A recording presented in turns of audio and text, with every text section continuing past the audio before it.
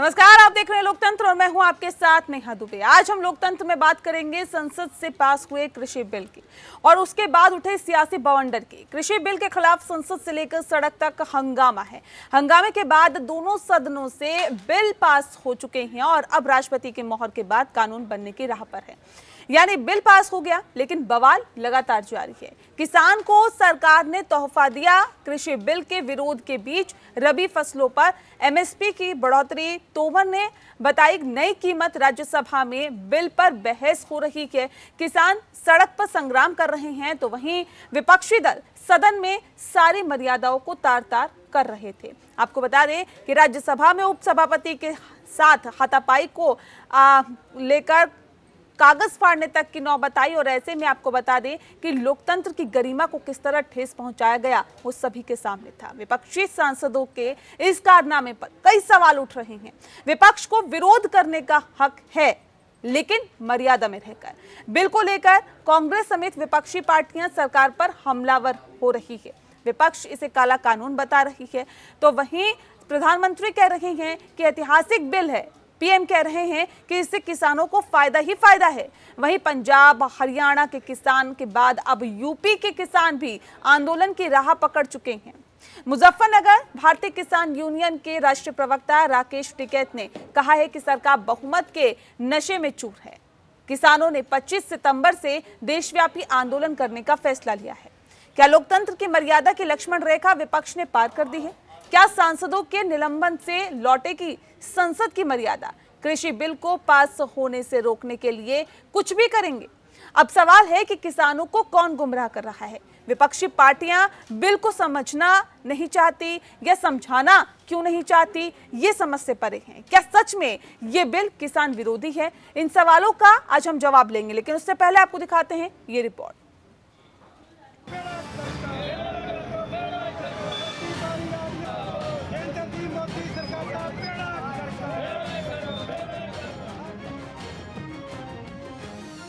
देश का किसान जब भी अपने हक के लिए सड़क पर संग्राम करता है, सियासी पार्टियां किसान के कंधे पर बंदूक रखकर सियासी गोलियां चलाने में जुट जाती है। किसान को भले ही इससे कुछ नहीं मिल पाए, लेकिन सियासी दल सियासत की रोटियां सेकने में कोई कोर कसर नहीं छोड़ते। देश की संसद ने किसानों से जुड़े 2 बिल पर मोहर लगा दी है, लेकिन विपक्षी पार्टियां सियासत की खेती करने में जुट गई है। बिल की बारीकियों को अभी पढ़ा ही जा रहा है, लेकिन विपक्षी दल सियासी हांडी लेकर मैदान में उतर चुके हैं। राज्यसभा में सियासी दलों ने किसानों के दिल में जगह बनाने के लिए खूब बवाल काटा। संसद की गरिमा को तार तार किया। गरिमा को भूल सांसदों ने उपसभापति के साथ धक्का मुक्की की। जनता के प्रतिनिधि ही जब ऐसा करेंगे तो जनता को कैसे समझाएंगे कि जनता को आखिर क्या करना है? राज्यसभा के सभापति एम वेंकैया नायडू कल की घटना से काफी नाराज दिखे। It's a very bad day for the Rajya Sabha. Some members came to the well of the house. Some members came to the well of the house. They also throwed papers. They have wrenched the mic of the deputy chairman. They have hurled some papers on the deputy chairman. They abused the deputy chairman also, according to the deputy chairman. And then there was lot of rule book also was thrown on him. Some of the please sit down. This is not the way. This is not the. We have no right to obstruct the chairman. कृषि bill पर विपक्ष कुछ कह रहा है, किसान कुछ कह रहे हैं, लेकिन प्रधानमंत्री नरेंद्र मोदी ने साफ कहा है कि न कृषि मंडियां खत्म होगी और न ही एमएसपी पर कुछ असर पड़ेगा। पीएम ने कहा कि कुछ लोग किसानों में भ्रम फैला रहे हैं। पीएम मोदी ने कहा कि कल देश की संसद ने देश के किसानों को नए अधिकार देने वाले बहुत से ऐतिहासिक कानूनों को पारित किया है। मैं देश के लोगों को, देश के किसानों, देश के उज्जवल भविष्य के आशावान लोगों को भी इसके लिए बहुत बहुत बधाई देता हूँ। ये सुधार 21वीं सदी के भारत की जरूरत है। ये कानून, ये बदलाव कृषि मंडियों के खिलाफ नहीं है। कृषि मंडियों में जैसे काम पहले होता था, वैसे ही अब भी होगा। जो ये कहता है कि नए कृषि सुधारों के बाद कृषि मंडियां समाप्त हो जाएगी, तो वो किसानों से सरासर झूठ बोल रहा है। बिहार के मुख्यमंत्री नीतीश कुमार ने कहा कि कृषि को लेकर केंद्र सरकार जो नया कानून लेकर आई है वो किसानों और गाँव के हित में है। इससे किसानों की आमदनी बढ़ेगी।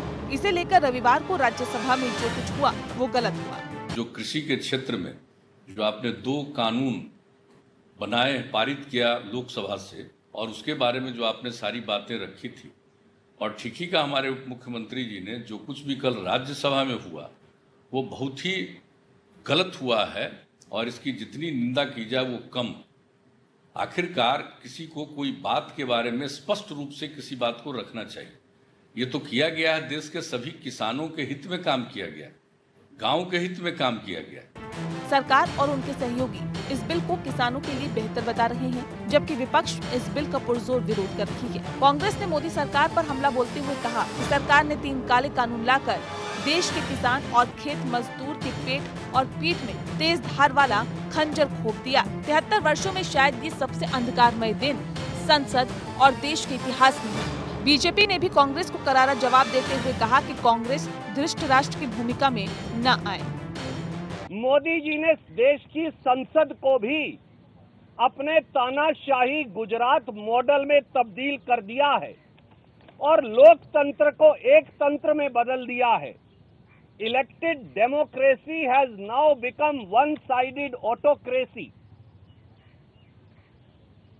धक्केशाही और तानाशाही से परंपरा, मर्यादा, विपक्ष की आवाज, किसान की पुकार, हर तरफ उनकी हत्या हो रही है। संसद और संविधान मोदी जी इस बात के लिए माफ नहीं करेगा। अब सवाल है कि कांग्रेस क्यों विरोध कर रही है। अगर राजनीतिक एंगल से देखा जाए तो पंजाब ने इस बिल का सबसे ज्यादा विरोध किया है। पंजाब में तो खुद बीजेपी की सहयोगी पार्टी अकाली दल ने साथ छोड़ दिया। कांग्रेस इस बिल के विरोध में पूरी मजबूती के साथ खड़ी है। कांग्रेस का आरोप है कि इस तरह से सरकार मंडी व्यवस्था को खत्म कर किसानों को न्यूनतम समर्थन मूल्य से वंचित करना चाहती है। राहुल गांधी लगातार ट्वीट पर ट्वीट कर रहे हैं। सिर्फ 2 राज्यों में किसान क्यों आंदोलन कर रहे हैं? पूरे देश में आंदोलन हो रहा है, लेकिन सबसे ज्यादा विरोध हरियाणा और पंजाब जैसे राज्यों में हो रहा है। एक तो यहाँ 1.5 साल बाद चुनाव होने वाले हैं। यहाँ की सियासत किसान ही तय करते हैं, इसीलिए किसानों से दुश्मनी मोल लेना कोई नहीं चाहता। उसका दूसरा कारण ये भी है कि सरकार ने किसानों से जो अनाज सबसे अधिक खरीदा है वह है गेहूं और चावल। हरियाणा, पंजाब में गेहूं चावल खूब होता है। बताया जाता है कि पिछले कुछ सालों में पंजाब हरियाणा का 80% धान और करीब 70% तक गेहूं सरकार ने खरीदा है। ऐसे में सबसे अधिक प्रभावित इन्हीं राज्यों के किसान हो रहे हैं। दरअसल किसान ये सोचकर भी डर रहे हैं कि नए कानून के बाद उन्हें न्यूनतम समर्थन मूल्य नहीं मिलेगा। उन्हें डर है कि अगर सरकार उनका अनाज नहीं खरीदेगी तो फिर वो किसे अपना अनाज बेचेंगे। अभी तो सरकार अनाज लेकर उसे निर्यात कर देती है या फिर और जगहों पर वितरित कर देती है, लेकिन बाद में किसान परेशान हो जाएंगे। उन्हें ये भी डर है कि कंपनियां मनमाने दामों पर खरीद की बात कर सकती है। अब सवाल है कि इस बिल के जरिए किसानों को कौन गुमराह कर रहा है? किसानों को क्यों डर लग रहा है? कॉन्ट्रैक्ट फार्मिंग से किसानों को क्यों दिक्कत हो रही है? क्या इस बिल से किसानों की आय बढ़ेगी? Bureau report. जी हाँ, तो लोकतंत्र में दरअसल आज हम बात करेंगे किसानों की, और किसानों से जुड़े हुए जो बिल पास हुए हैं उसकी आज बात होगी, क्योंकि उसके बाद सियासी बवंडर लगातार जारी है। और कृषि बिल के खिलाफ संसद से लेकर सड़क तक जो हंगामा हो रहा है वो वाकई अपने आप में बेहद शर्मनाक है। और ये कहा जा सकता है कि हंगामे के बाद दोनों सदनों से जो बिल पास हो चुके हैं और ऐसे में अब राष्ट्रपति की मोहर के बाद कानून बनने की राह में है। लेकिन इस बीच जो राज्यसभा में हुआ, जिस तरह से राज्यसभा में संसद की गरिमा को तार-तार किया गया, उसकी मर्यादा को तार-तार किया गया, और सवाल इस बात को लेकर भी है कि क्या ये सांसदों को शोभा देता है, और सवाल ये भी कि आखिर इस बिल में क्या देश विरोधी है, क्या किसान विरोधी है, उसकी भी आज हम बात करेंगे। क्योंकि अभी जो ताज़ा चीज़ें निकल के सामने आई है उसके मुताबिक आपको बता दें कि सर ने भी एमएसपी अब बढ़ा दिया है फसलों पर। तो जाहिर तौर पे कहा जा सकता है कि किसान हितैषी बिल जहां सरकार पेश करने की बात कर रही है, तो विपक्ष लगातार इस मुद्दे को सियासत रोटियां सेकने के लिए भुनाने की कोशिश में लगा हुआ है। खास मेहमान आज इस पूरी डिबेट में हमारे साथ मौजूद हैं, उनसे आपका तारुफ करा देते हैं। इस वक्त हमारे साथ जुड़ गए हैं अनुज आत्रे जी, नेता हैं कांग्रेस के। अनुज जी, बहुत स्वागत है। राजेश झा जी हमारे साथ जुड़ गए हैं, प्रवक्ता हैं भाजपा के। राजेश जी, आपका भी बहुत स्वागत है। और हमारे साथ विनोद आनंद जी जुड़े हैं जो कि संस्थापक सदस्य हैं राष्ट्रीय किसान महासंघ के। विनोद जी, आपका भी बहुत स्वागत है। और जाहिर तौर पे इस वक्त हमारे साथ प्रमोद गोस्वामी जी भी जुड़ गए हैं, वरिष्ठ पत्रकार है। प्रमोद जी, आपका भी बहुत स्वागत है। तो जाहिर तौर पे इस खास डिबेट की हम शुरुआत करें, लेकिन उससे पहले आपको सुनवाते हैं कि बीजेपी सांसद गिरिराज सिंह ने कांग्रेस पर करारा हमला करते हुए राहुल गांधी को लेकर कहीं ना कहीं निशाना साधा और कहा कि राहुल गांधी धृतराष्ट्र की भूमिका में हैं। राज्यसभा में जो हुआ देश चुप नहीं रहेगा। आज सभापति महोदय ने 8 लोगों को निलंबित कर दिया। जो हरकतें हो रही है 3 बार बंद करने के बाद भी, इसलिए राहुल गांधी धृतराष्ट्र की भूमिका में ना आए, विपक्ष धृतराष्ट्र की भूमिका में ना आए। देश कभी बर्दाश्त नहीं करेगा। जब जब लोकतंत्र पर हमला हुआ है देश चुप नहीं बैठा है। उसके मौन को लाचारी ना समझे। देश कभी ये बर्दाश्त नहीं करेगा और देश इसका जवाब देगा। किसको जवाब देगा ये वाकई देखने वाली बात होगी, लेकिन फिलहाल सवाल इसी बात को लेकर है कि क्या राज्यसभा में जो हुआ वो होना चाहिए था, क्योंकि आज जिस तरह से सभापति ने 8 सांसदों को निलंबित किया है पूरे मॉनसून सत्र के लिए, ये कार्रवाई कितनी जरूरी थी। खास मेहमान लगातार हमारे साथ मौजूद है, लेकिन सबसे पहला सवाल मेरा अनुज यात्री जी आपसे है। विपक्ष की भूमिका निभाना, जनता से जुड़े हुए मसलों को उठाना, किसानों से जुड़े हुए मसलों को उठाना सर आपका हक है, आपका कर्तव्य है, आपकी जिम्मेदारी है, लेकिन क्या संसद की गरिमा को ध्यान में नहीं रखना चाहिए? देखिए, निश्चित तौर पे संसद की गरिमा का ध्यान रखना एक एक सांसद की जिम्मेदारी, चाहे वो विपक्ष का सांसद हो और पक्ष की तो उससे बड़ी जिम्मेदारी है, क्योंकि उनको सदन चलाने की जिम्मेदारी जनता ने उनको सौंपी है। वो सत्ता पक्ष है, तो सदन किस तरह से चलाना है, चाहे लोकसभा का सदन हो या राज्यसभा का सदन हो, ये सबसे बड़ी जिम्मेदारी सरकार की होती है। आप इस तरह के कोई भी आचरण नहीं करना चाहिए जिससे विपक्षी सांसद जो है वो अपने आप को आहत महसूस करें, क्योंकि विपक्ष लोकतंत्र में जनता की आवाज होती है। सांसद अगर आहत होंगे और सांसदों को ऐसा लगेगा कि जो है सरकार लोकतंत्र को हाईजैक करने का प्रयास कर रही है, लोकतंत्र का हत्या करने का प्रयास कर रही है, तो सांसदों के सामने भी कहीं ना कहीं परिस्थिति और हालात ऐसे बन जाते हैं कि वो अपना आपा खोलने पर सरकार को मजबूर नहीं करना देना चाहिए सांसदों को। निश्चित तौर पे देखिए, सबकी जिम्मेदारी है। जो कल हुआ राज्यसभा में वो बिल्कुल ही बहुत ही एक काला अध्याय सब लोग बोल रहे हैं। निश्चित तौर पे नहीं, आपने कहा कि जनता की आवाज है सर, जनता तो ये कहती है कि हमसे जुड़े हुए मसलों को उठाओ, बेहतर तरीके से उठाओ, अनुशासन में रह के उठाओ, लेकिन क्या ये अनुशासन था क्या? और क्या विपक्ष के सांसदों ने अपने कर्तव्य को बखूबी निभाया? क्या कहेंगे आप? ये सांसदों ने क्यों नहीं बखूबी अपने कर्तव्य को निभाया?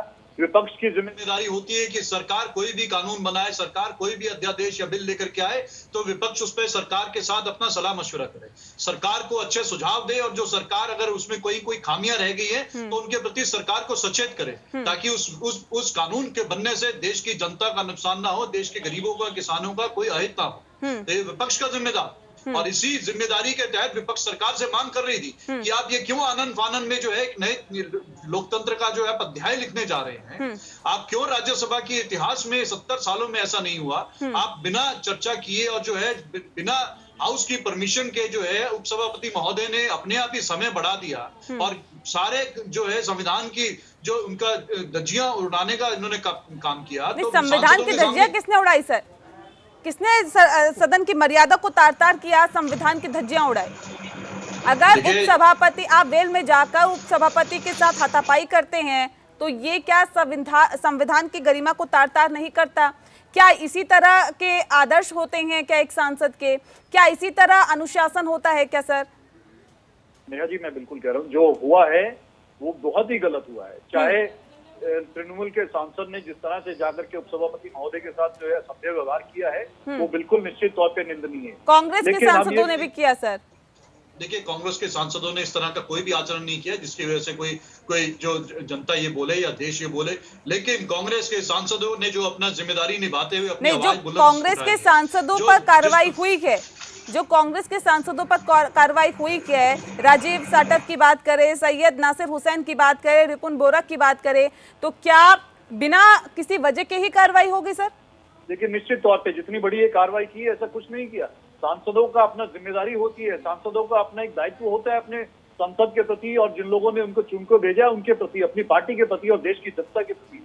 ये स्पीकर हो लोकसभा में, मतलब आप ये कह रहे हैं कि 3 सांसद तो अपनी जिम्मेदारी को बखूबी निभा रहे हैं, बाकी जो सांसद है वो जिम्मेदारी नहीं निभा रहे, जनता से जुड़े हुए मसले नहीं उठा रहे। राजेश शाह जी, सवाल इस बात को लेकर है कि नहीं, ये आप इस बात को नहीं मान रहे ना सर कि जो मर्यादा है उसका उल्लंघन किया गया, अमर्यादित काम किया गया। देखिए, आपकी बात मैं आपकी बात ही मानता हूँ। आपने कहा, मैं बिल्कुल इस बात को, आपकी बात को डिटो कर रहा हूँ कि निश्चित तौर पे जो कल हुआ है राज्यसभा में वो नहीं होना चाहिए।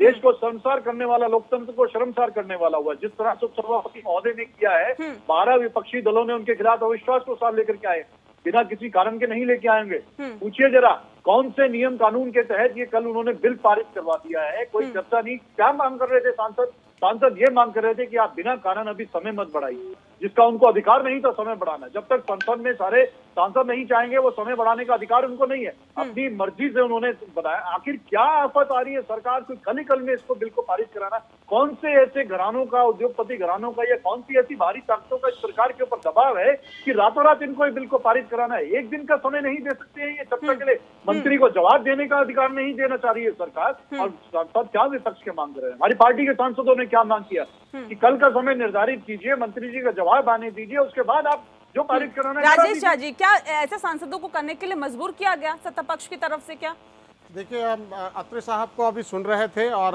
ये जो इन्होंने अपनी बात रखी है, बड़ा सुनकर आश्चर्य होता है कि दोनों बात यही बोल रहे हैं कि जो कल हुआ है वो बहुत गलत हुआ है, और अगर सांसदों को ऐसा मौका नहीं दिया जाए तो ऐसा किया जा सकता है। ये इनके बात से ही स्पष्ट हो रहा है। लेकिन मेरे शब्द आप अपने शब्द मेरे मुंह में मत डालिए। नहीं, आप बोल रहे हैं, आप सुनिए, आप लोगों ने देश के अंदर जो किया है वो पूरा दुनिया देख रहा है। आप लोगों ने जो किया वो पूरा दुनिया देख रहा है। जो किया है, जो आपने तृणमूल और कांग्रेस ने मिलकर जो कल किया है वो पूरा देश देख रहा है, पूरा दुनिया देख रहा है। क्या आपने सही किया है? आपने उपसभापति का कॉलर पकड़ लिया, आपने उनके माइक को छीन लिया, आपने उनके ऊपर आपने पूरे कागज उठाकर उनके मुंह पे फेंक दिया। हमारे सांसदों ने ऐसा आपने कुर्सी से धक्का दे दिया। अब कांग्रेस के पास केवल यही बचा हुआ है, झूठ बोलना। और नहीं, झूठ बोल रहे हैं, झूठ बोलना। आप जो बोल रहे हैं वो सही बोल रहे हैं।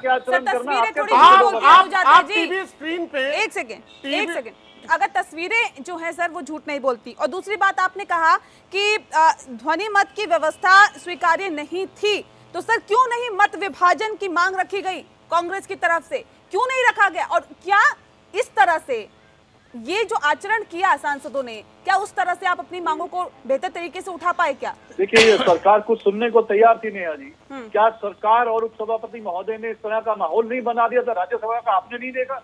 सारे सांसदों के माइक बंद कर दिए गए हैं, राज्यसभा टीवी तक का प्रसारण रोक दिया गया है, पूरा तानाशाही तरीके से कल राज्यसभा चलाई गई है। आप कहते हैं कि सांसदों ने मांग नहीं की। क्या सांसदों को मांग कर रहे हैं? इस मैटर को कवरिंग कर रहे हैं, आप बच नहीं सकते हैं। देश की जनता के सामने आप बच नहीं सकते हैं। कल जो संजय सिंह ने किया है, कांग्रेस के तृणमूल के सांसदों ने जो किया है, अरे इनको निलंबित किया गया, इनके ऊपर क्रिमिनल केसेस चलाना चाहिए और इनको आजीवन बैन करना चाहिए। ऐसे सांसदों को राज्यसभा सांसद के अंदर में आने का कोई अधिकार नहीं। देश की जनता इनको चुनकर भेजते हैं यहाँ पर देश की जनता के लिए, और ये सभापति के उप सभापति के साथ जाकर हाथापाई कर रहे हैं। जाहिर तौर पे देखिए, ये किसानों से जुड़ा हुआ विषय है सर, और बात कर रहे हैं, नहीं आप बात कर रहे हैं कि संविधान के तरीके से चल रहा है। ये वाकई किसानों से जुड़ा हुआ मसला है, अन्नदाता के साथ जुड़ा हुआ मसला है। इस पर अगर सरकार कोई बिल लेके आई है तो कहीं ना कहीं कोई खामी, कोई कमियां रही है। राकेश जी, इस बात को मानना होगा। राजेश जी, आपको समझना होगा कि कहीं ना कहीं आपके प्रचार प्रसार में या फिर इस बिल को समझाने में कमियां रही है। आज ये स्थिति क्यों आई है सर? किसानों से जुड़े हुए विषय की, और खास मेहमान हमारे साथ लगातार मौजूद है। इस वक्त हमारे साथ जो तमाम मेहमान जुड़े हुए हैं, अब मैं रुक करूंगी विनोद जी का। विनोद जी, सवाल इस बात को लेकर है कि जो अब बिल लेके आए हैं सर, उसमें अब क्योंकि ये भी कहा जा रहा है कि एमएसपी भी सरकार ने बढ़ा दी है, सर अब क्या दिक्कत है? क्या, कहाँ कमी, कहाँ खामी? क्योंकि ये भी कहा जा रहा है कि अब किसान जो है वो उग्र प्रदर्शन करेंगे। विनोद जी, बात ये है कि देश सबसे ऊपर है, हम किसान किस चीज के लिए हैं, क्या करते हैं? जब तक ये देश ही यदि नहीं होगा, यदि हमारा संविधान ही नहीं बचेगा, यदि राज्यसभा और लोकसभा की मर्यादा का उल्लंघन किया जाएगा, तो फिर ऐसे किसानी का क्या फायदा, ऐसे एमएसपी का क्या फायदा, ऐसे धनाढ़ भी अगर हमारे किसान बन जाए उसका क्या फायदा। तो कल जो हुआ वो कहीं किसी भी तरीके से कोई भी किसान संगठन जो हमारे संगठन से हैं जुड़े हुए, उसका समर्थन तो हम करते नहीं है। अच्छा, रही बात एमएसपी की लड़ाई लड़ने की, तो नेहा जी हम लोग 70 सालों से एमएसपी की लड़ाई तो नहीं लड़ रहे, लेकिन फिलहाल 40 सालों से तो लड़ाई लड़ रहे हैं और लड़ लेंगे।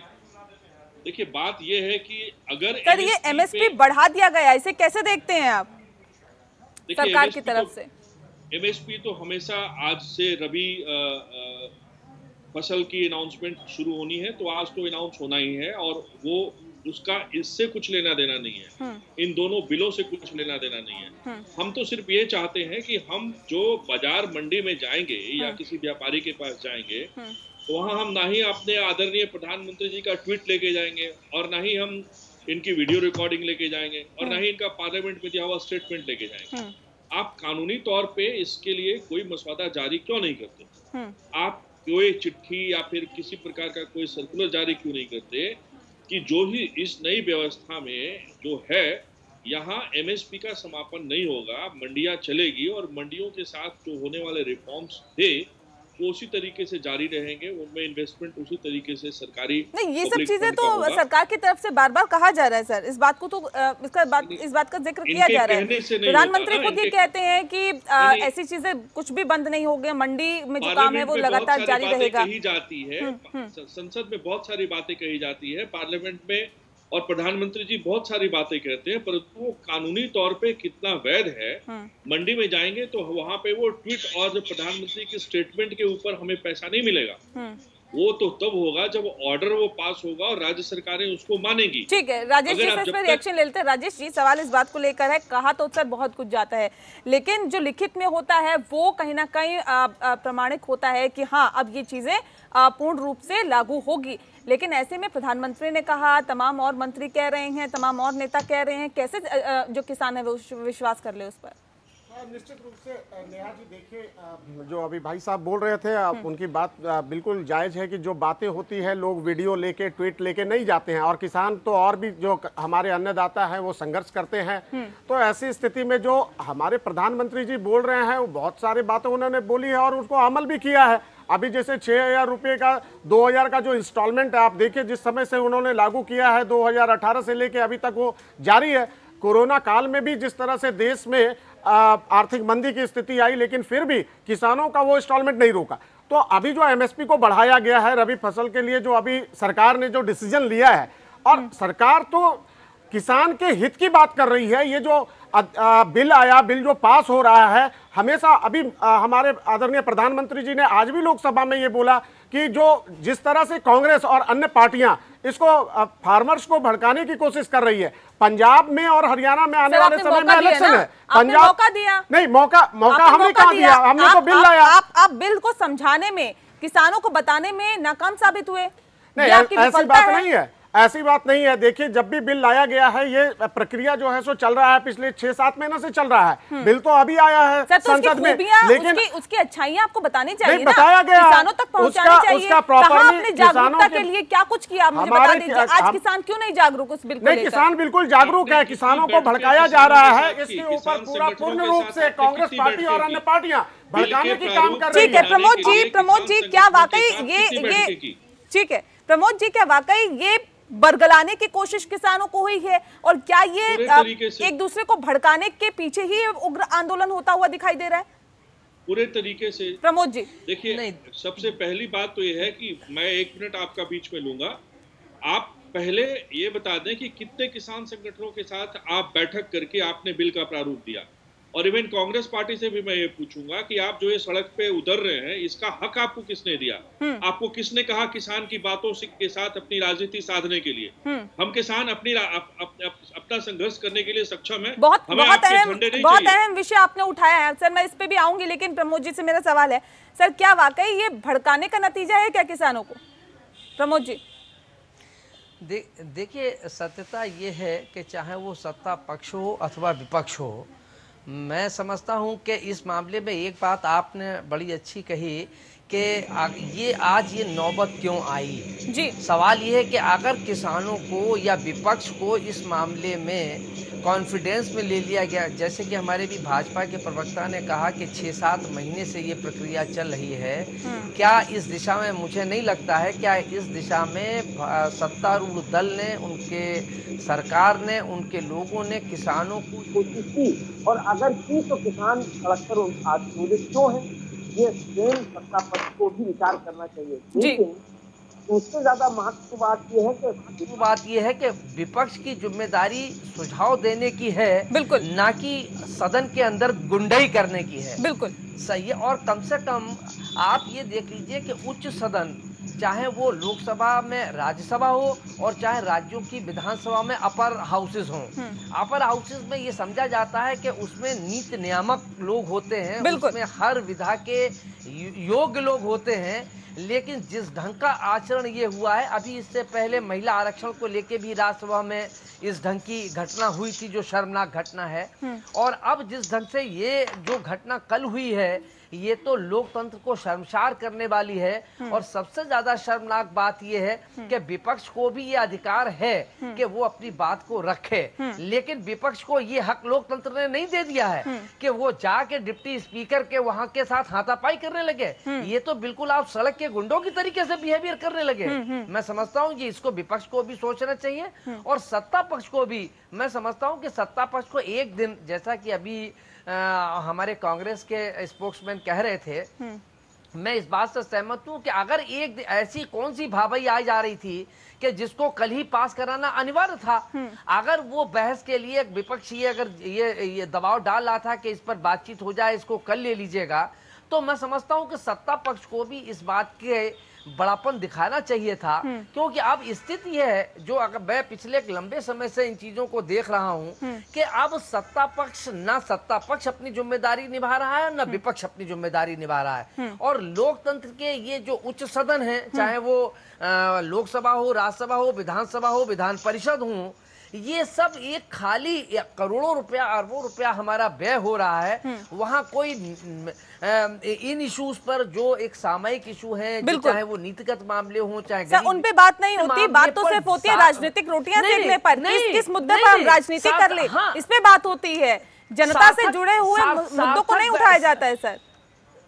सार्थक बहस होती ही नहीं है, सुझाव सार्थक आते ही नहीं है। सत्ता पक्ष जो चाहती है कि हमको ये करना है, खटोला यहाँ बिछाना, वो वहाँ बिछाती है। और विपक्ष जो है उस पर बजाय इसके कि सत्ता पक्ष के इस आचरण को रोके या उसको ऐसा मौका न दे कि जो उत्तेजना पैदा कर ले या उसमें एक माइलेज लेने की कोशिश करे, तो मैं समझता हूँ कि सत्ता पक्ष और विपक्ष जो है दोनों वही भूमिका निभा रहे हैं, वोट की राजनीति कर रहे हैं। लेकिन मैं इसमें एक महत्वपूर्ण बात कहना चाहूंगा कि देखिए, किसानों के मामले में ये बड़ा संवेदनशील मुद्दा है। किसान फसल बोना भी जानता है और काटना भी जानता है, तो इसलिए इस मुद्दे को सत्ता पक्ष को गंभीरता से लेना होगा, क्योंकि वो बोना और काटना दोनों जानता है फसल को। तो इसलिए ये राजनीतिक फसल जो के ऊपर जो प्रयास किए जा रहे हैं, राजनीतिक फसल को सींचने की कोशिश हो रही है, कहीं ऐसा न हो कि वो कहीं नुकसान का सौदा बन जाए। बिल्कुल, बहुत बारीकी से और बहुत अच्छी बात आपने कह दी। कांग्रेस के सांसदों पे बोलिए ना, तृणमूल ने जो किया, आम आदमी पार्टी ने जो किया, सीपीआई के सांसद ने जो किया, कांग्रेस के सांसदों पे बताइए ना आप। ये जो राजीव साटव है, सैयद नासिर हुसैन है, रिपुन बोरा है, ये कहाँ के सांसद है, कौन सी पार्टी से है सर? देखिए नेहा जी, सुनिए मेरी बात। लोकतंत्र में विपक्षी सांसदों को अपनी बात रखने का अधिकार है, और विशेष तौर से उन परिस्थितियों में कि जब स्पीकर महोदय लोकसभा में या राज्यसभा में सभापति या उपसभापति महोदय बिल्कुल ही जो है लोकतंत्र की हत्या करने पर उतारू हो और एक तानाशाही तरीके से अगर सदन को चलाएंगे, तो विपक्षी सांसदों के पास कोई चारा नहीं बचता कि आकर के वेल में खड़े होंगे। तो वेल में खड़े होकर अब रूल बुक को फाड़ेंगे, माइक को उखाड़ देंगे, हाथापाई पे उतारू हो जाएंगे क्या सर?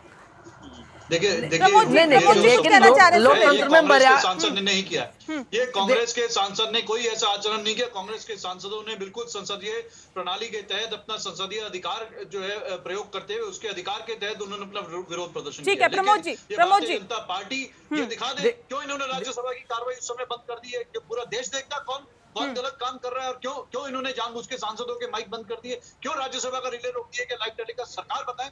और आप झूठे आरोप लगा करके कांग्रेस के सांसदों को बदनाम करने का प्रयास किया जा रहा है। बल्कि वस्तुस्थिति ये है कि उपसभापति महोदय ने अपने आचरण के जो है विपरीत काम किया है। लोकतंत्र में जो उनको दायित्व दिया गया था, जो उस पीठ पे बैठ करके, उस आसन पे बैठकर उनको एक जिम्मेदारी निभानी चाहिए थी, उस जिम्मेदारी को ना निभाते हुए उन्होंने तो विपक्षी सांसदों ने कौन सा बहुत बेहतर काम किया है? क्या ये आचरण के विपरीत नहीं है क्या सर? अगर ध्वनि मत की व्यवस्था स्वीकार्य नहीं थी तो मत विभाजन की मांग को पुरजोर तरीके से उठाया जा सकता था या नहीं उठाया जा सकता था? क्या हाथापाई तक की नौबत आनी चाहिए थी या नहीं आनी चाहिए थी? आप उस बात का जिक्र नहीं कर रहे हैं सर।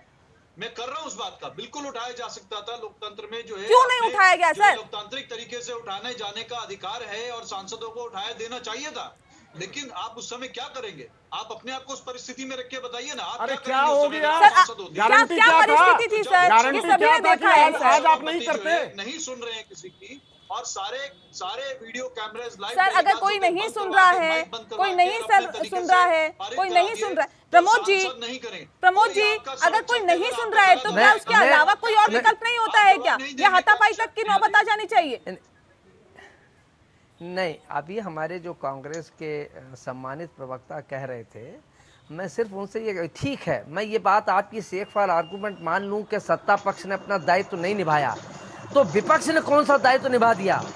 विपक्ष की भी सुनिए, लोकतंत्र में अपनी बात कहने का हक है, लेकिन लोकतंत्र में आप जाके उपसभापति के ऊपर हमलावर हो जाएं, वहाँ पर आप जाके मतलब एक प्रकार से बिल्कुल जैसे कि छोटे स्कूलों में कॉलेजों में गुंडाई होती है वो करने लगे। ये विपक्ष का, ये सम्मानित सांसदों का ये आचरण निंदनीय है। इसकी निंदा आपको भी करनी चाहिए अगर लोकतंत्र में सच्चा और अच्छा लोकतंत्र चाहते हैं तो। क्या ये गलवान घाटी थी कि जहाँ चाइना के लोगों ने नालायकी करी और हमने भी नालायकी कर दी? अगर हम ठीक मान लें कि सत्ता पक्ष ने अपना दायित्व नहीं निभाया तो विपक्ष ने अपना दायित्व कौन सा निभा दिया? विपक्ष ने तो उससे ज्यादा लोकतंत्र की हत्या कर दी। ये हक किसने दिया अनुज यात्रे जी? अभी विनोद जी को आपने सुना होगा, उनका ये भी कहना है कि विपक्ष जो है वो हमारे ऊपर राजनीति कर रहा है। हम तो नहीं चाहते कि आप संसद की गरिमा को तार तार करें। विनोद जी ने भी साफ तौर पर ये कहा है। किसने आपको ये हक दिया? किसने ये हक दिया कि अगर आप जनता से जुड़े हुए मसले उठा रहे हैं तो इस तरह से उठाइए? देखिए, जब आप किसी को मसला उठाने नहीं देंगे, आप किसी को बोलने नहीं देंगे, आप उनकी आवाज को संसद में भी आवाज को दबाने का विपक्ष के प्रयास करेंगे और आप उनके माइक तक बंद कर देंगे, कैमरे बंद करवा देंगे, और जो संसद लोकतांत्रिक तरीके से अपनी मांग कर रहे हैं कि आप असंवैधानिक तरीके से इस बिल को पारित करा रहे हैं, समझ कीजिए। उपसभापति महोदय से बार बार निवेदन किया जा रहा है, आप राज्यसभा में सबसे बड़ी पार्टी हैं, अनपार्लियामेंट्री वे में अगर ये क्लेम करते हैं पारित कर रहे हैं, आप राज्यसभा में सबसे बड़ी पार्टी हैं, आपको इस प्रकार की तो क्या हमलावर हो जाएंगे? विपक्ष हमलावर हो जाएगा? आप हमलावर होंगे, आप मारपीट करेंगे, हमलावर। ये आप ये खुलकर बोल रहे हैं, डिबेट में भी बोल रहे हैं कि निश्चित तौर पर हमलावर हो जाएंगे। इनको सर्व नहीं आता है, डिबेट में बैठ के ऐसी बात करते हैं। ये संजय सिंह जो कल जिस तरह से वहां पर सिक्योरिटी गार्ड को गले दबा रहे थे और इनके कांग्रेस के सांसद उनके सवाल इस बात को लेकर है सर, चढ़ रहे थे, इनको डिबेट में भी ये बोल रहे हैं कि हम ऐसा करेंगे। अनुज जी, नहीं देखिए, अगर मार्शल नहीं होते तो आप मारपीट में भी उतारू हो जाते, धक्का मुक्की तक तो नौबत आई गई थी। नेहा जी, मार्शल के साथ धक्का मुक्की नहीं किया है, नहीं, संजय सिंह ने गला दबाया है। संजय सिंह ने ये किया है वहाँ मार्शल के साथ, कल उसकी हत्या हो जाती। की गई है, क्या बात करेंगे? साल में हुआ है, इससे पहले किसी सरकार में अरविंद केजरीवाल भी ऐसे ही पार्टी से आया। सीधे से देखिए, बात को इधर उधर मत घुमाइए। अनुज जी, एक सेकंड, सवाल इस बात को लेकर, अनुज जी, अगर आप कहते हैं कि ये गलत है तो इसको डिफेंड करिए कि हाँ ये गलत है। अगर आप कहते हैं कि हमारे सांसद तो सही है तो आप ये बता दीजिए। आप दोनों तरफ मत खेलिए ना सर। एक तरफ आप कह रहे हैं कि है ये गलत भी है, तो दूसरी तरफ आप ये कह रहे हैं कि सही भी है। हमारी आवाज दबाने की कोशिश की गई थी तो हमारे पास कोई ऑप्शन नहीं था। ये सर गलत है या सही है? देखिए जिस तरह से टीएमसी सांसद ने जो उपसभापति की सीट पे जाकर के उनके साथ एक उनका माइक उखाड़ा है, उसके बुक फाड़ करके फेंकी है, उसके लिए गलत। सर आप तस्वीरें देखिए ना सर, तस्वीरें झूठ नहीं कहती है ना सर। आप टीएमसी का नाम ले रहे हैं, आप आम आदमी पार्टी का नाम ले रहे हैं, आप सीपीआई का नाम ले रहे हैं। कांग्रेस कहाँ गई? क्या कांग्रेस के 3 सांसद नहीं थे? सबसे ज्यादा सांसद तो कांग्रेस के ही है इसमें जो निलंबित किए गए हैं। अगर आपने प्रश्न पे प्रश्न ही पूछते, नहीं सर, आप मेरे प्रश्न का जवाब नहीं दे रहे ना, मजबूरन मुझे दोबारा पूछना पड़ रहा है वही प्रश्न। नहीं, अगर आप बीच में बार बार इंटरप्ट करते रहिए सर, आप मुझे कांग्रेस के बारे में बताइए, सीपीआई सीपीएम तृणमूल कांग्रेस के बारे में मुझे नहीं जानना है। आपने मुझसे कल सांसदों के उनके आचरण के बारे में पूछा तो मैं बताता हूँ। और एक बात और जोड़ना चाहता हूँ, देखिए कांग्रेस के सांसदों ने कुछ गलत नहीं किया, मैं फिर बोल रहा हूँ, कांग्रेस के सांसदों ने कुछ गलत नहीं है। बात आपको बर्दाश्त नहीं है। मैं डिबेट में बैठा हूँ, माफ करिएगा, मैं माफी चाहता हूँ, लेकिन आप बार बार जो बोल रहे हैं, कांग्रेस ने सारा ये पूरा आग कांग्रेस का लगाया हुआ है। राहुल गांधी जी रोज ट्वीट पे ट्वीट कर रहे हैं, किसानों को भड़काने का काम कर रहे हैं, और ये बोल रहे हैं कि कांग्रेस का नहीं है। पूरा ये कल का जो कार्रवाई है वो कांग्रेस के नेतृत्व में हुआ, राहुल गांधी जी के नेतृत्व में हुआ है। आम आदमी पार्टी के संजय सिंह ने जिस तरह से मार्शल को गला दबाया है, उनके ऊपर हत्या का केस लगना चाहिए। किसी भी एंगल से सांसदों को माफ नहीं करने का तरीके से चलाना चाहेंगे तो राहुल जी के नेतृत्व में कांग्रेस के सांसद निश्चित तौर पर आंदोलन करेंगे, सरकार का विरोध करेंगे। आप आंदोलन करिए ना, हम तो मना ही नहीं कर रहे हैं सर। आपका काम है, आपका काम है, आपका हक है, आपका कर्तव्य है सर, जनता से जुड़े हुए मसलों को उठाइए। लेकिन सवाल इसी बात को लेकर है कि आखिर ये गुंडाई करने का अधिकार किसने दिया सर। आज बात किसानों की हो रही है, क्योंकि किसानों के मसले पर अब राजनीति हो रही है, और जाहिर तौर पे कहा जा सकता है कि क्योंकि अब लोकतंत्र की मर्यादा की लक्ष्मण रेखा को विपक्ष ने पार कर दिया है। लेकिन सवाल इस बात का कि आखिर ये हक किसने दिया। एक सवाल इस बात को लेकर भी है प्रमोद जी, क्योंकि पंजाब और हरियाणा में इस वक्त सबसे ज्यादा अगर देखा जाए तो जो किसान है वो उग्र दिखाई दे रहे हैं। सर, क्या वजह है इसके पीछे? क्या हम चुनाव से जोड़कर इसे देख सकते हैं क्या, क्योंकि 1.5 साल बाद वहां पे चुनाव होने वाला है? 1.5 साल का हो, चाहे बिहार का अभी नवंबर में होने को हो, जितनी भी चीजें हैं, चाहे वो सत्ता पक्ष हो या विपक्ष, वो चाहे वो किसानों का मसला हो, गरीबों का मसला हो, या अन्य कोई मसले हों, कहीं ना कहीं वो पूरी तरीके से राजनीति और वोट की राजनीति से जुड़ के ही नीतियां बनती हैं, और उसी के आधार पर सारी चीजें होती हैं इस देश का। ये अनफॉर्चुनेट मैं कहूँगा कि जो जहां अगर किसानों के हित की बात है तो उसके साथ साथ वो ये भी देखते हैं कि इसमें हमारा वोट बैंक का कितना फायदा है, हमारे सत्ता में बने रहने का, सत्ता में से हटाने का क्या रणनीति हो सकती है। ये इस विडंबना है इस लोकतंत्र की, या यहाँ देश के इस राजनीतिक दलों की। सच ये है, देखिए वहाँ पर अकाली दल जो भारतीय जनता पार्टी का सबसे अटल जी के समय से उनके साथ जुड़ा रहा, सिमरनजीत कौर ने क्यों इस्तीफा दे दिया? ये सत्ता पक्ष को, भारतीय जनता पार्टी को इस पर सोचना चाहिए था। कहीं ना कहीं कोई किसानों के मन में या राजनीतिक दलों में किसानों की समस्याओं को लेकर राजनीतिक दल बात उठा रहे, तो कहीं ना कहीं कोई चीज ऐसी है कि जिसको लेके कहीं गतिरोध है। सरकार को विपक्ष के साथ, इनके साथ बैठ के इस गतिरोध को दूर करना चाहिए। और इसमें वहां जो हो रहा है राजनीति तो है ही, निश्चित रूप से राजनीति है, इसमें कहीं कोई दो राय नहीं। लेकिन मैंने जो पहली बात कही वो आज भी कह रहा है, इस किसान इस देश की अर्थव्यवस्था का और राजनीति का रीढ़ की हड्डी है। बिल्कुल। जो मैंने कहा कि खेत किसान खेत को वहां बोना और फसल को काटना दोनों जानता है, तो सत्ता में पहुंचाना और सत्ता से हटाना वो भी चाबी उसके हाथ में है। बिल्कुल। एक सवाल यहाँ पे विनोद जी से ले लेते हैं सर, मैं फिर लौटूंगी आपके पास प्रमोद जी। विनोद जी, सवाल इस बात को लेकर है जिस बात का लगातार जिक्र किया जा रहा है, ये भी कहा जा रहा है कि किसान इस बिल के लिए जागरूक नहीं है, वो नहीं जानते कि आखिर इस बिल में कहाँ उनकी दिक्कतें हो सकती है, उन्हें कहाँ पे क्या प्रॉब्लम हो सकती है, सिर्फ और सिर्फ उन्हें गुमराह किया जा रहा है। क्या वाकई आप भी मानते हैं कि जागरूकता की कहीं ना कहीं कमी है? आपको भी ऐसा लगता है? हाँ, बिल्कुल ऐसी बात है। और हम जैसे किसान संगठनों का काम है कि जो जागरूकता की कमी है उसको पूरा करें, ना कि कांग्रेस पार्टी के झंडे तले जाकर बैठकर आंदोलन करें, या फिर कांग्रेस पार्टी को या फिर आम आदमी पार्टी को या तृणमूल कांग्रेस को अपने बैनर तले इनको आमंत्रित करें हम धरना देने की। देखिए, जो समस्या है, जो जागरूकता की कमी है, उसी की वजह से तो हम ये मांग कर रहे हैं कि आप सिर्फ एक उपकार करें हमारे ऊपर, हमारे 3 बदलाव कर दें। उसमें सबसे पहला बदलाव ये करें कि आप एमएसपी को एक कानूनी तौर पे उसको एक लेजिस्लेटिव तौर पे ले आए। आप ये कह दें कि हाँ भाई एमएसपी पे हम खरीदारी करेंगे, कहने से नहीं लिख के कर दें। पहली बात ये।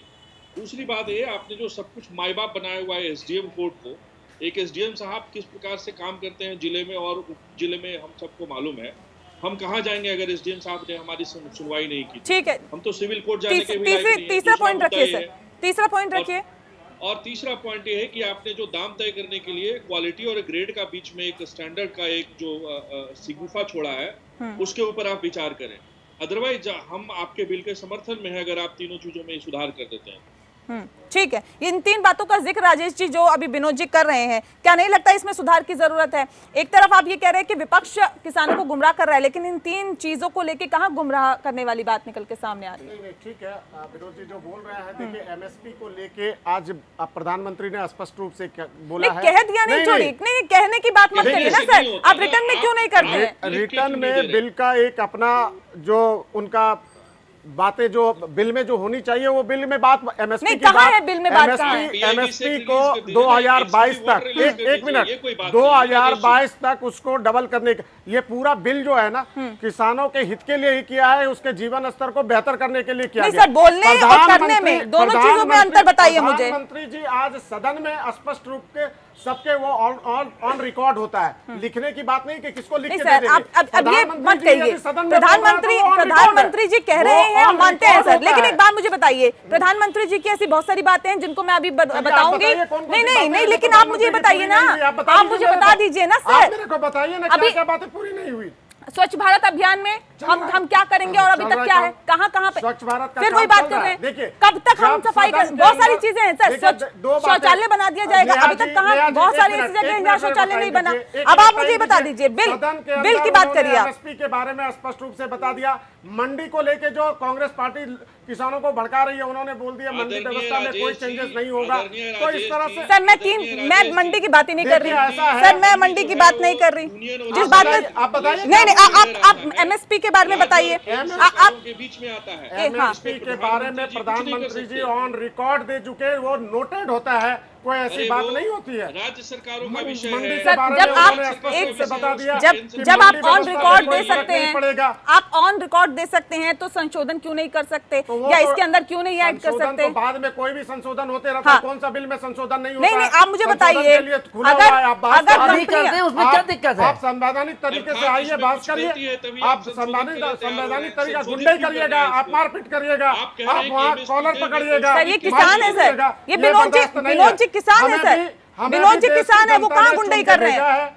देश के जनता ने भारतीय जनता पार्टी को चुन के भेजा है, बिल लाने का अधिकार है, हम ला रहे हैं। सर आप बिल ला रहे हैं, उसका स्वागत है, अच्छी बात है, और किसानों को उससे फायदा मिलेगा तो ये बहुत अच्छी बात है सर, पूरा देश उसका स्वागत करेगा। एक सेकंड, कांग्रेस 70 साल में क्यों नहीं? विनोद जी कांग्रेस पार्टी से नहीं है, सुन लीजिए सर, एमएसपी की उन्होंने बात की, 3 बिंदु रखे हैं, मुझे तीनों पे जवाब दे दीजिए आप। एमएसपी की बात उन्होंने की, वो कह रहे रिटर्न में चाहिए। दूसरी बात, अगर कंपनी अपनी मनमानी करेगी तो वो एसडीएम के पास क्यों जाए, उसके लिए सिविल कोर्ट का दरवाजा होना चाहिए, क्यों नहीं जा सकते वो वहां पे सिविल कोर्ट, इसका जवाब दे दीजिए। क्वालिटी एंड ग्रेड जो है वो उसके आधार पर दाम तय होंगे, क्यों ऐसा होगा? आप एक-एक करके मेरे से जवाब सुन लीजिए। बिल्कुल दीजिए सर। एमएसपी के लिए जो उन्होंने सदन में बोला, प्रधानमंत्री जी का वो जो स्टेटमेंट है वो ऑन रिकॉर्ड है, वो रिटर्न ही हुआ, ठीक है, पहली बात। दूसरी बात, आपने क्या क्वेश्चन उठाया एसडीएम का, जब उन्होंने कोर्ट के निपटारे के लिए 3 दिन का समय दिया हुआ है कि अगर कहीं पर कोई भी डिस्प्यूट होता है तो 3 दिन के अंदर वो एसडीएम लोकल बॉडी होता है, कोई जरूरी नहीं कि हम जाने के लिए आप सुप्रीम कोर्ट तक चाहिए, कोई रोकता नहीं है, लेकिन यदि एसडीएम इसको 3 दिन के अंदर निपटारा नहीं करता है तो फिर हम आगे जाएंगे। ऐसा थोड़ी हो गया कि आगे का रास्ता बंद है, हाईकोर्ट का रास्ता बंद है, सुप्रीम कोर्ट का रास्ता बंद है। लोकल बॉडी को दिया गया कि किसान के जो नजदीक में होंगे वो इसका निपटारा करेंगे। तीसरा क्वेश्चन बताइए, क्या आपका क्वालिटी एंड ग्रेड के आधार पर ही जो दाम है वो तय होगा? क्वालिटी एंड ग्रेड के ऊपर जो है, उसके ऊपर क्या है कि ये जो कॉन्ट्रैक्ट फार्मिंग से इसको रिलेट किया गया है कि कॉन्ट्रैक्ट फार्मिंग इसलिए दिया गया है कि जो आजादी है किसानों को, अब तक जो कांग्रेस ने बहका के रखा 70 सालों तक, स्वामीनाथन रिपोर्ट उन्होंने पास नहीं होने दिया, 200% जो उनकी आय की जो फसल का आय है उसको डबल करने का जो उनका बात था वो कभी नहीं किया। इसलिए क्वालिटी और कंट्रोल के लिए, इसको बेटर करने के लिए ये किया गया है। ये पूरा बिल जो है सो किसानों के जीवन स्तर को उठाने के लिए, उनके आय को बढ़ाने के लिए, उनके जिंदगी। विनोद जी ठीक है, विनोद जी संतुष्ट है इनकी बातों से? राजेश झा जी, मुझे लगता नहीं कि आपको कृषि की जानकारी है। एक तरफ आप एमएसपी तो ये कह रहे हैं कि आप जो प्रधानमंत्री जी ने कह दिया संसद में, या जो उन्होंने स्टेटमेंट दे दिया, वो एक ब्रह्मा की जो कह दिया वो बिल्कुल एक लिखी हुई बात हो गई। अगर आपको ज्यादा जानकारी, आप ज्यादा ज्ञान अर्जित कर लिए हैं, आप ज्यादा ज्ञान अर्जित कर लिए हैं, तो मेरे को एक बात बता दीजिए, आप मेरे को एक बात बता दीजिए, यदि सबसे यदि सबसे बड़ा ज्ञानी आप ही हैं इस पृथ्वी पे, तो आप बता दीजिए कौन सा इसमें क्या क्या संशोधन कर दें जो कि सबका कल्याण हो जाए। आप आ जाइए पार्लियामेंट में, हमें आपको लेके चलते हैं पार्लियामेंट के अंदर। आप तो गए नहीं होंगे, कभी देखे नहीं होंगे पार्लियामेंट के अंदर का, मैं लेके आपको जाऊंगा, मैं आपको मिलवा दूंगा, मैं आपको सबसे मिलवा दूंगा। ऐसा नहीं है कि सारा ज्ञान आपके पास है। आप वो जिन बातों की बात कर रहे हैं, जिस कमेटी ने इस बिल को तैयार किया वो एक्सपर्ट की कमेटी है। किसानों की जो जिंदगी 70 साल से जो दुर्दशा करके रखा था पार्टियों ने, उसको बेहतर करने के लिए भारतीय जनता पार्टी ने बिल लाया, बिल पास किया है और इसमें किसानों के हित की बात की गई है। ठीक है, किसानों का हित होगा या नहीं होगा तो देखने वाली बात है। विनोद जी जल्दी से अपनी बात रखिए। आप मेरी 3 बातें सुन ले। ये केंद्र और राज्य सरकार का विषय होता है। मंडियां जो होती है, जो मंडी हमारे यहाँ चलती है और जो एमएसपी की व्यवस्था है, वो स्टेट सब्जेक्ट में है, वो यूनियन सब्जेक्ट में नहीं है, कंकरेंट लिस्ट में भी नहीं है। ठीक है, आप इतनी सी बात नहीं समझ रहे। ठीक है, समझ गए सर। एक सेकंड समझ रहे नहीं समझ रहे, आप ही सब ठीक है, मेरे पास वक्त की कमी है सर, मैं कार्यक्रम के आखिरी पड़ाव में हूं। ठीक है, मैंने आपको स्पष्टीकरण दे दिया, लेकिन आप सुनने के लिए तैयार नहीं है। ठीक है, आप सबसे ज्यादा ज्ञान लेके बैठे हुए हैं। मैं बोल रहा हूँ कि आपको प्रधानमंत्री की बात का भरोसा नहीं है, तो मेरा बात का भरोसा क्या होगा? सर, जो पीड़ा है किसानों की वो तो अपनी रखेंगे ना बात। अनुज जी, सवाल इस बात को लेकर है कि जिन सांसदों पर कार्रवाई हुई है, कांग्रेस की बात करिएगा सर, ये जिन सांसदों पर कार्रवाई हुई है, क्या नहीं लगता कि कांग्रेस को पहल करते हुए खुद अगर ये इस तरह के अमर्यादित काम करते हैं तो इन पर कांग्रेस की तरफ से भी कार्रवाई होनी चाहिए? देखिए, निश्चित तौर पे अगर कोई भी हमारा सांसद अमर्यादित तरीके से या संसदीय तरीके से कार्रवाई करेगा सदन में, तो कांग्रेस पार्टी निश्चित तौर पे कार्रवाई करती भी है और करेगी। लेकिन अब जब नाजायज तरीके से सांसद को बदनाम करने के लिए, विपक्ष के सांसदों को बदनाम करने के लिए कार्रवाई की जाए और अपना जो गलत आचरण जो संसद में आप कर रहे हैं, जो उपसभापति की पीठ पर बैठ करके आप कर रहे हैं, उसको आप सही साबित करने पर तुले हैं, तो वो चीज नहीं होगी। रही बात में 10 सेकंड और दिखा रहा है सर, फोटो गलत दिखा रहा है, वीडियो गलत दिखा रहा है, जो पूरे देश ने देखा वो गलत दिखा रहा है। कांग्रेस पार्टी का पैमाना क्या है सही और गलत का, ये हमारे समझ से परे है, लेकिन जाहिर तौर पे ये कहा जा सकता है कि ये शर्मनाक है। कांग्रेस पार्टी का क्या पैमाना है सर, ये हमारे नहीं समझ में आ रहा, लेकिन ये शर्मनाक है और तस्वीरें कभी झूठ नहीं बोलती हैं सर। बहरहाल बहुत शुक्रिया आप सभी मेहमानों का हमारे साथ इस खास चर्चा में शामिल होने के लिए। इसी के साथ लोकतंत्र में इतना ही। नमस्कार।